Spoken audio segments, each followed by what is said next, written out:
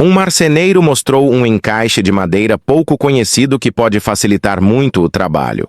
Tudo começa com uma simples marcação, usando uma esquadra para garantir que cada corte fique exatamente no lugar certo. Parece um detalhe sem importância, mas faz toda a diferença no resultado. No final, o encaixe fica firme, bem alinhado e com um acabamento que chama atenção.